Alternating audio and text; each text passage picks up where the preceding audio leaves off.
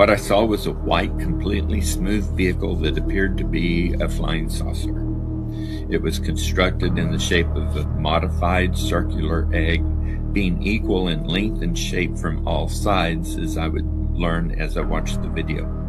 Its contour was totally smooth, with no light, flight control surface, pitot tubes, propulsion systems, antennae, or other projections that might be seen on any typical aircraft or spacecraft.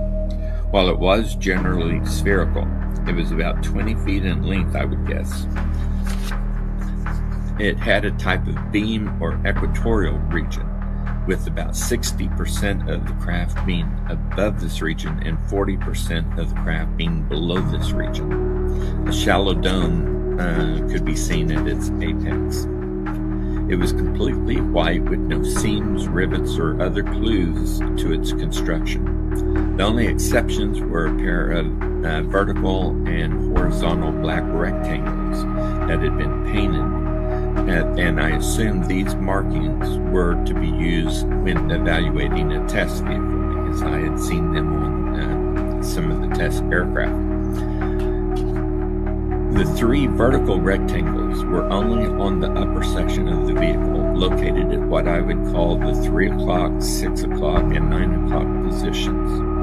The four horizontal rectangles were along the beam or equatorial region, located at 12:30 to 2:30 position, 3:30 to 5:30 position, then from 6:30 to 8:30 position, then from 9:30 to 11:30 position. Now, when I initially saw the vehicle, the camera angle was from somewhat above the vehicle, looking down on it from the 3 o'clock position. I only gained the rest of the information I just provided about the full range of rectangles only at the time that I witnessed it moving later on. I could partially make out information at the 12 o'clock position, but did not get a full view of it until it initially rotated in the clockwise direction. I am calling this the 12 o'clock position because that was the only section that had any sort of actual writing on it.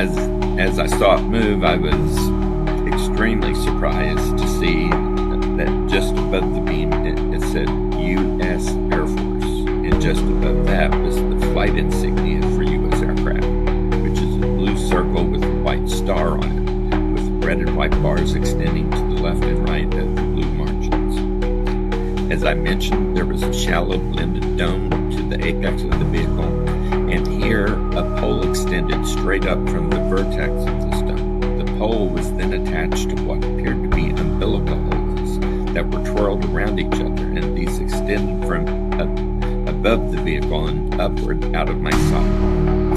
Alongside the vehicle, to the lower left of the screen, I initially saw two men who were in white lab coats. I presume these were engineers.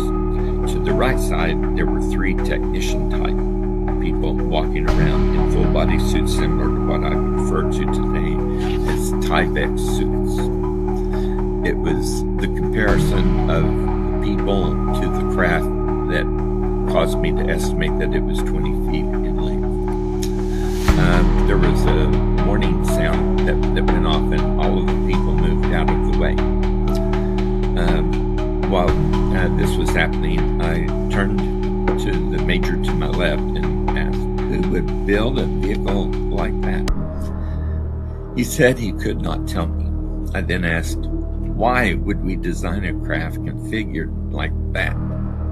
His response was exactly what I'm going to show you right now. He went, we got it from them, pointing directly up, signaling in my interpretation that he was referring to space. All of a sudden, there were what appeared to be visual and auditory signs of electromagnetic discharges occurring around the vehicle. I will not describe this otherwise, because even though there were no indications of the craft being classified, the fact that it was a flying saucer made me immediately expect that this surely had to be a classified craft.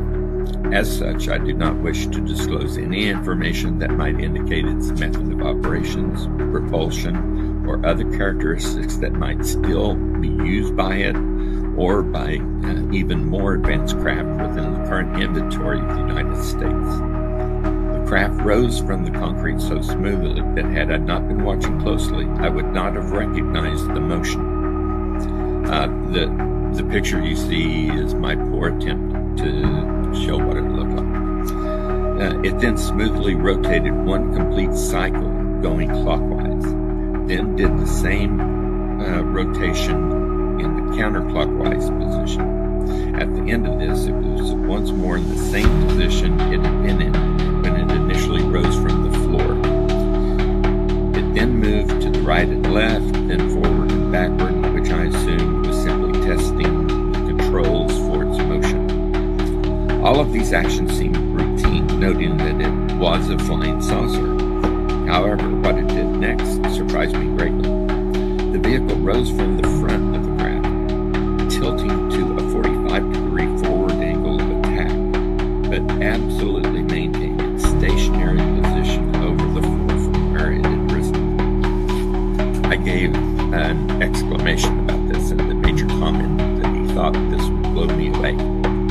Just then, there were knocks on the door and voices asking why the door was locked. The Major immediately turned off the computer console and screen, then looked at me very seriously. He whispered, "Don't tell anyone I showed this to you." He then unlocked the door and 3 officers